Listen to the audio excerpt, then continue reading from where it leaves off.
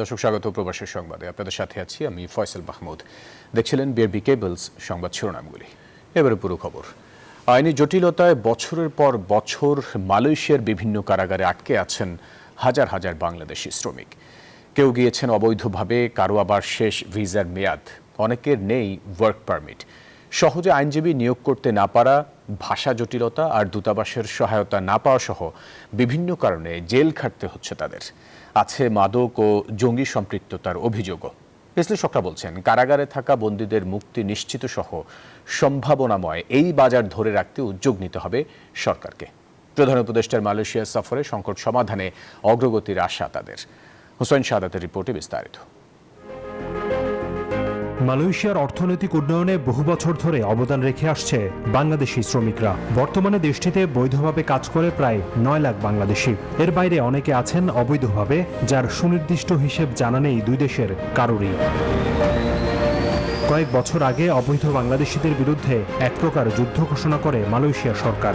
সম্প্রতি অভিযানে আটক করা হয় প্রায় 52,000 অবৈধ অভিবাসীকে, যার মধ্যে রয়েছে অসংখ্য বাংলাদেশি। প্রবাসীরা বলছেন, অবৈধ অভিবাসীদের আটকের পরই তাদের জীবনে নেমে আসে দুর্বিষহ যন্ত্রণা। এই অপরাধের জন্য কিন্তু মালয়েশিয়ার আইনে তাকে নিবৃত্ত রাখার বা রওতান মারার কথা না, কিংবা হাতে শিকল পরানোর কথা না। কিন্তু আমরা দেখি যে বাংলাদেশিদেরকে এয়ারপোর্টে গরু ছাগলের মতো হাতে শিকল পরিয়ে ডিপোর্টেশন সেন্টার থেকে পাঠানো বলেন, কিংবা তাদেরকে যে রওতান মারে, এগুলো সবই আমরা বাংলাদেশিদের প্রতি দেখি। আসলে কিন্তু কেন এত বাংলাদেশি শ্রমিক আটক হচ্ছেন মালয়েশিয়ায়? সংশ্লিষ্টরা বলছেন, আটককৃতদের বড় অংশই মূলত অবৈধভাবে দেশটিতে পাড়ি জমিয়েছেন। কারো ভিসার মেয়াদ শেষ হলেও নবায়ন করতে পারছেন না, কারো বা নেই ওয়ার্ক পারমিট। তবে সাম্প্রতিক সময়ে বড় দুশ্চিন্তার কারণ হয়ে উঠেছে জঙ্গি অভিযোগে গ্রেফতার।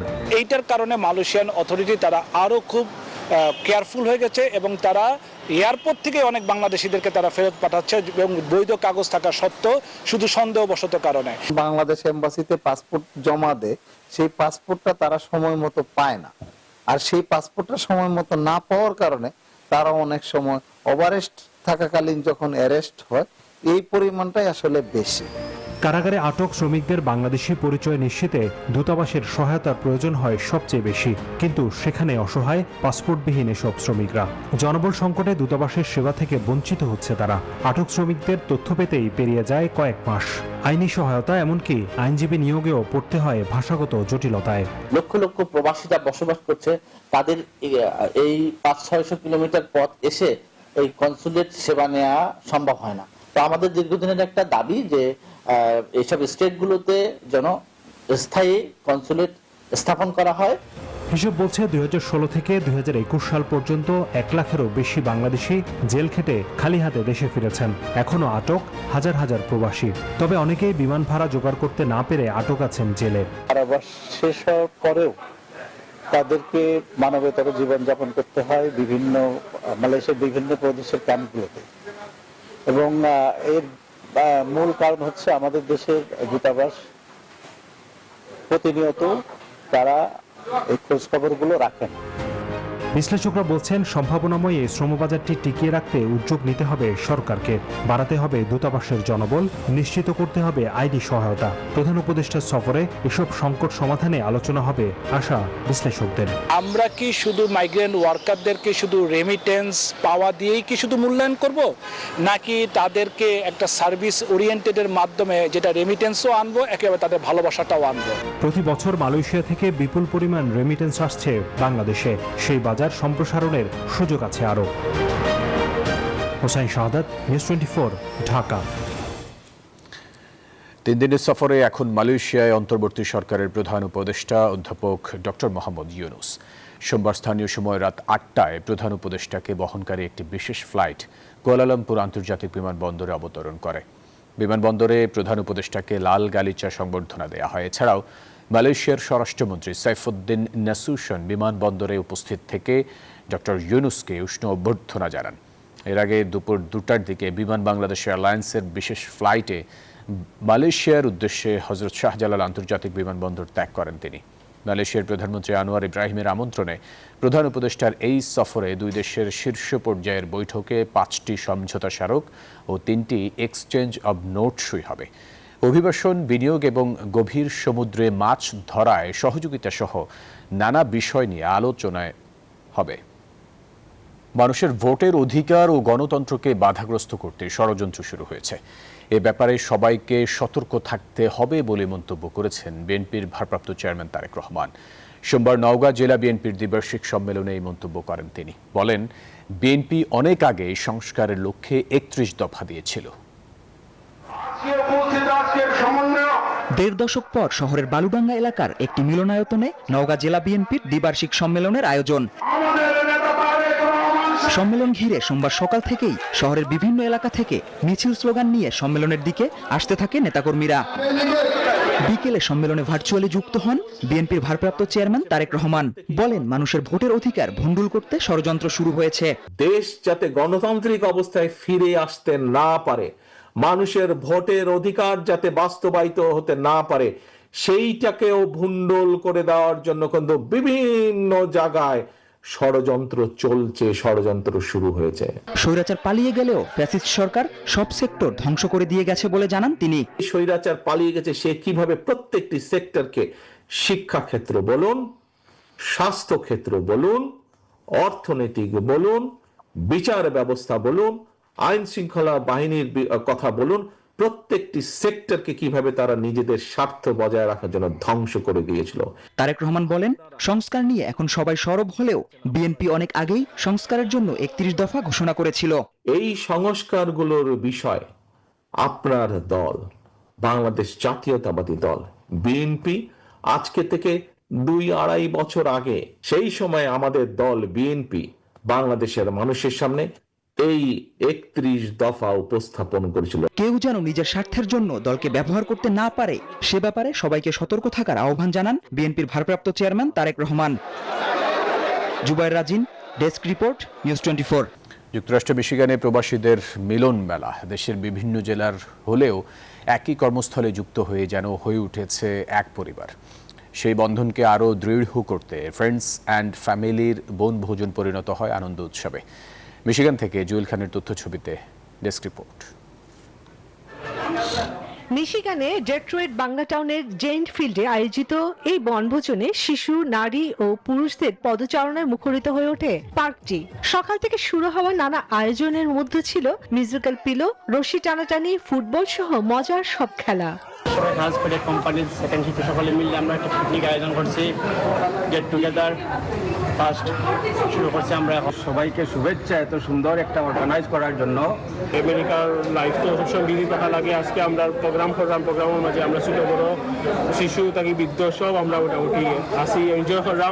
প্রবীণরাও এই মিলন মেলায় উচ্ছ্বাস প্রকাশ করেন, বলছেন এমন আয়োজনে প্রবাস জীবন হয়ে ওঠে প্রাণবন্ত। আমরা ফ্যামিলি নিয়ে আমরা এটা করতাম পারি, আর খুব ভালো লাগে। আর আমার ভাই বন্ধু সব আইসুন, প্রায় 30 বছর হয়ে যাবে। 30 বছর পরে আজকে আমি নতুন করে ইয়ং হয়ে গেলাম। আজকে আমি ফুটবল খেললাম অনেকদিন পরে, এবং খেলে বেশ আনন্দ ভোগ করলাম। সবাই একসাথে একটা দিন ভালো মতো কাটাতে পারি, এই উদ্দেশ্যে আসলে উদ্যোগ নিয়ে আমরা একটু পিকনিকের আয়োজন করেছি। অনুষ্ঠানে অংশগ্রহণকারীদের ধন্যবাদ জানিয়ে বক্তব্য রাখেন সংগঠনের প্রধান উপদেষ্টা জামিল মুর্তজা ও আকমুল্লাহ খান।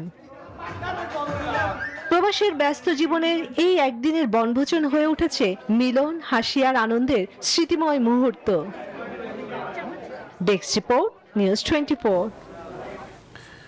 নিউ ইয়র্কের প্রাণকেন্দ্র টাইমস স্কোয়ারের প্রথমবারের মতো আয়োজন হতে যাচ্ছে শারদীয় উৎসব। আসছে ১ ও ২ অক্টোবর নিউ ইয়র্কের তিথি অনুসারে এই আয়োজন করবে টাইমস স্কোয়ার দুর্গা উৎসব অ্যাসোসিয়েশন। সোমবার জ্যাকসন হাইটসে আয়োজিত মিট দ্য প্রেস অনুষ্ঠানে আয়োজকরা এই ঘোষণা দেন। ফাদার ডাফি স্কোয়ারে নির্মিত হবে বিশেষ থিমের মণ্ডপ, যেখানে কলকাতার ম্যাডক স্কোয়ার ও ঢাকার ঢাকেশ্বরী মন্দিরের আবহ তুলে ধরা হবে। থিম ও মণ্ডপ নির্মাণে যুক্ত রয়েছেন কলকাতার শারদোৎসবের পথিকৃৎ শিল্পীরা।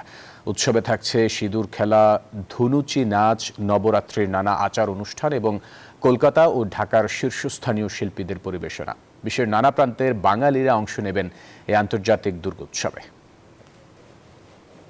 তা এবারে যখনই শুনলাম টাইমস স্কোয়ারে পুজো হবে, বিশ্বজিৎ সাহা এবং শশধর এরা আমাকে বলল, আমি তো খুবই নিজেকে গর্বিত মনে করলাম যে হ্যাঁ এরকম দুর্গা পুজো টাইমস স্কোয়ারে হবে, যেটা আমার বহুদিনের ইচ্ছা ছিল এখানে একটা করার।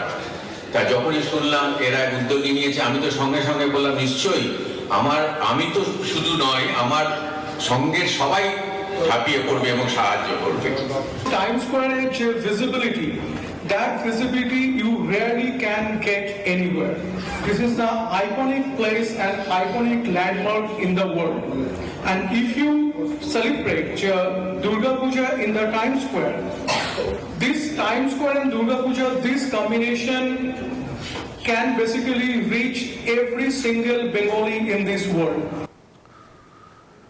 প্যারিসে অনুষ্ঠিত হলো ইউরোপ প্রবাসী বাংলাদেশি কমিউনিটির অন্যতম গণমাধ্যম ফ্রান্স দর্পণের 10 বছর পূর্তি ও কমিউনিটি অ্যাওয়ার্ড 2025। এতে প্রধান অতিথি হিসেবে ভার্চুয়ালি বক্তব্য দেন স্কটল্যান্ডের পার্লামেন্টের এমপি ফয়সল চৌধুরী। বিশেষ অতিথি ও প্রধান বক্তা ছিলেন ব্যারিস্টার নজির আহমেদ, বিবিসি ওয়ার্ল্ডের সাংবাদিক মোহাজ্জেম হোসেন, শিক্ষাবিদ হাসনাত জাহান, ফ্রান্স দর্পণের উপদেষ্টা ফারুক খান এবং ওয়াক গ্রুপের চেয়ারম্যান আব্দুল আজিজ। এতে যোগ দেন ফ্রান্স ও ইউরোপের বিভিন্ন সাংবাদিক, কমিউনিটি নেতা, সাংস্কৃতিক ব্যক্তিত্ব ও অসংখ্য প্রবাসী বাংলাদেশি। অনুষ্ঠানটির সঞ্চালনায় ছিলেন ফ্রান্স দর্পণের নির্বাহী সম্পাদক ফেরদৌস করিম আখুঞ্জি ও ইশারাত মেঘলা। কবিগুরু রবীন্দ্রনাথ ঠাকুরের 84তম প্রয়াণ দিবসে স্মরণ অনুষ্ঠান তবু অনন্ত জাগে কানাডার টরন্টো নর্থ ইয়র্কের টেগোর সেন্টারে রবি চর্চার উদ্যোগে অনুষ্ঠিত হয়। শুরুতে আয়োজক সংস্থার কর্ণধার ডক্টর সঞ্জীব মুখার্জি সবাইকে স্বাগত জানান। 90 বছর বয়সেও তাল লয়ে অনবদ্য পরিবেশনা দিয়ে তিনি শ্রোতাদের মুগ্ধ করেন। এরপর গান, কবিতা ও কথামালায় ভরে ওঠে পরিবেশ। অংশ নেন রবীন্দ্রনাথ শিল্পী সংস্থা কানাডার বরেণ্য শিল্পী চিত্রা সরকার, বাবলু হক, নাহিদ কবির কাকুলি, অনিন্দ ব্যানার্জি ও অপরেশ চক্রবর্তী। রবীন্দ্র ভাবনা নিয়ে বক্তব্য রাখেন দিলীপ চক্রবর্তী, আর কবিতা পাঠ করেন ফারজানা হক ও হিমাদ্রি রায়। সঞ্চালনা করেন দেবাঞ্জনা মুখার্জি ভৌমিক। সার্বিক তত্ত্বাবধানে ছিলেন সোনালী রায়। উপস্থিত দর্শক শ্রোতারা অনুষ্ঠান উপভোগ করেন মন ভরে।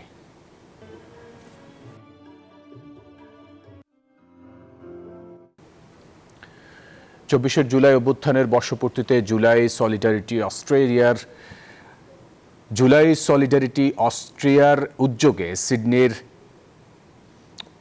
লাকেম্বা প্যারি পার্কের ANSC হলে আয়োজন করা হয় বিশেষ সাংস্কৃতিক ও আলোচনা অনুষ্ঠান রক্তাক্ত জুলাই ভুলি নাই। 10 আগস্ট শতাধিক প্রবাসী বাংলাদেশের উপস্থিতিতে শুরু হয় বাংলাদেশ ও অস্ট্রেলিয়ার জাতীয় সঙ্গীত এবং পবিত্র কোরআন তিলাওয়াতের মাধ্যমে। অনুষ্ঠানে পরিবেশিত হয় কবিতা, সঙ্গীত, তথ্যচিত্র ও শিশুদের সৃজনশীল কর্মকাণ্ড। মুকুল খানের আবৃত্তির পর প্রদর্শিত হয় জুলাই আর্কাইভ বিষয়ক তথ্যচিত্র এবং শোনা যায় এই মৃত্যু উপত্যকা আমার দেশ না।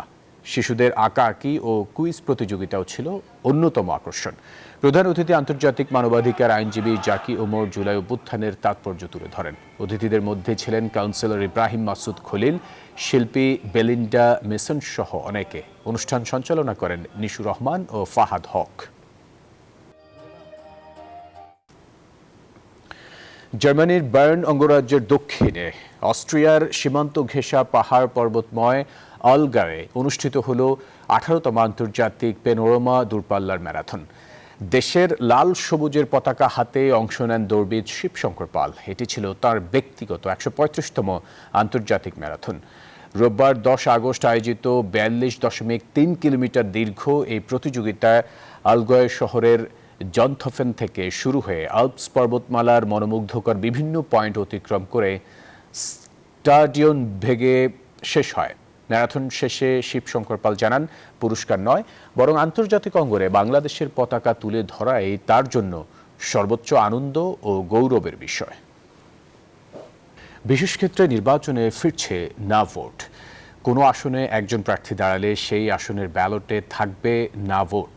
পাশাপাশি আইনশৃঙ্খলা রক্ষাকারী বাহিনীর সংজ্ঞায় সশস্ত্র বাহিনীকে অন্তর্ভুক্ত করার বিষয়ে সিদ্ধান্ত নিয়েছে নির্বাচন কমিশন। এর মাধ্যমে সেনাবাহিনী, নৌবাহিনী এবং বিমান বাহিনীকে নির্বাচনের সময় নিরাপত্তা রক্ষার দায়িত্বে রাখতে পারবে ইসি। আওয়ামী লীগের অধীনে 2014 সালের নির্বাচনে বিনা ভোটে এমপি হয়ে যান 153 জন। দেশের অর্ধেকের বেশি ভোটারের ইচ্ছা অনিচ্ছা ছাড়াই সংসদে বসেন 153 এমপি। অবশেষে বিনা প্রতিদ্বন্দ্বিতায় জয়ী হওয়ার পথ বন্ধ করতে যাচ্ছে নির্বাচন কমিশন।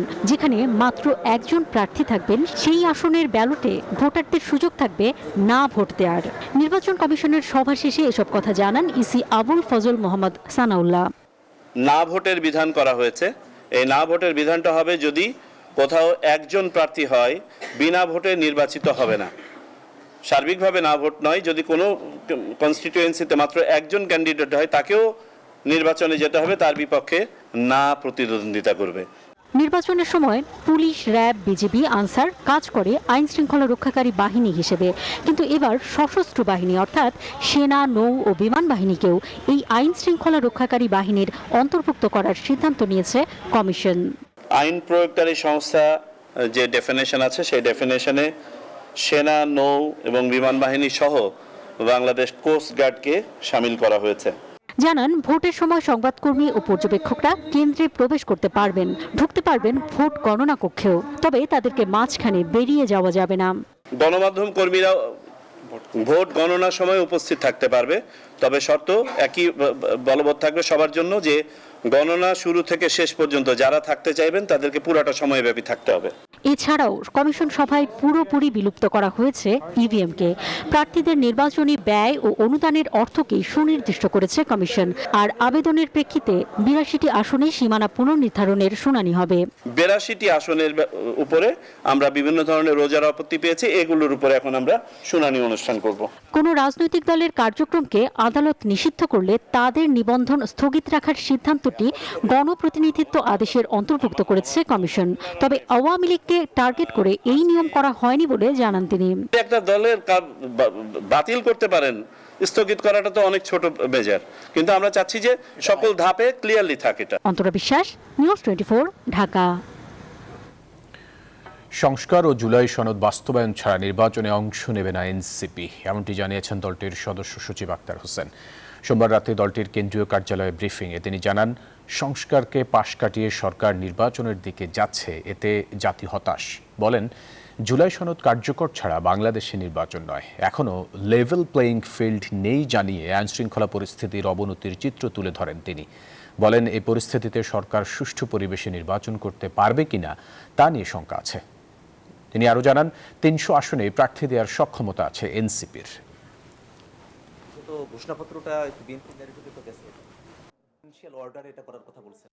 সংস্কারকে পাশ কাটিয়ে যদি নির্বাচন করা হয় সেখানে অবশ্যই আমরা আপত্তি করব। জুলাই সনদ কার্যকর করা ছাড়া বাংলাদেশে নির্বাচন হবে না। যখন জুলাই সনদের কার্যকারিতার জায়গাটা নিশ্চিত করা সম্ভবপর হবে, তারপরেই আমরা নির্বাচনের বিষয়গুলোতে আমাদের মনোযোগ নিবদ্ধ করব। যুক্তরাষ্ট্রের ভারপ্রাপ্ত রাষ্ট্রদূত ট্রেজি অ্যান জ্যাকবসনের সঙ্গে বৈঠক করেছে জাতীয় নাগরিক পার্টি এনসিপির একটি প্রতিনিধি দল। সোমবার রাজধানীর গুলশানের রাষ্ট্রদূতের বাসভবনে এই বৈঠক হয়। বৈঠকে এনসিপি প্রতিনিধি দলের নেতৃত্ব দেন দলটির আহ্বায়ক নাহিদ ইসলাম এবং সদস্য সচিব আক্তার হোসেন। এ সময় উপস্থিত ছিলেন দলের সিনিয়র যুগ্ম সদস্য সচিব তাসনিম জারা ও যুগ্ম সদস্য সচিব আলাউদ্দিন মোহাম্মদ।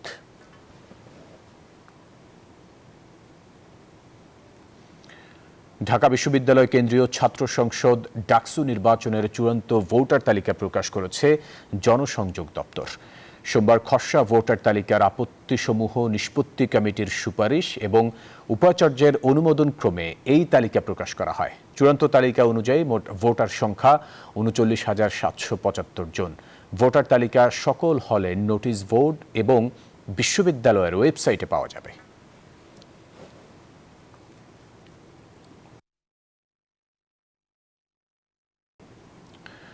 দুর্নীতির অভিযোগে আলাদা ৩ মামলায় ক্ষমতাচ্যুত সাবেক প্রধানমন্ত্রী শেখ হাসিনা ও তার পরিবারের সদস্যদের বিরুদ্ধে সাক্ষ্য গ্রহণ শেষ হয়েছে।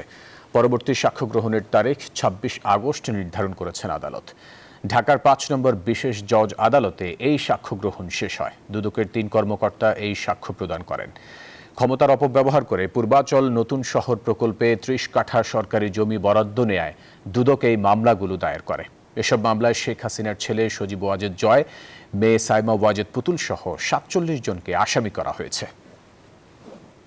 মোহাম্মদপুরের জেনেভা ক্যাম্পে অভিযান চালিয়ে ১৪ জনকে গ্রেপ্তার করেছে যৌথ বাহিনী। সোমবার দুপুরে ২ গ্রুপের সংঘর্ষে একজন মারা যাওয়ার পর রাতে সেনা, র্যাব ও পুলিশের যৌথ অভিযানে আটক করা হয় বেশ কয়েকজন সন্দেহভাজনকে।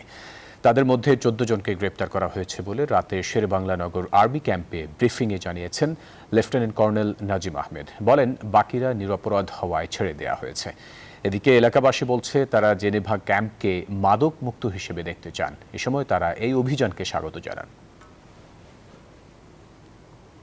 দর্শক, এই ছিল সংবাদে। এতক্ষণ সাথে থাকার জন্য ধন্যবাদ সবাইকে।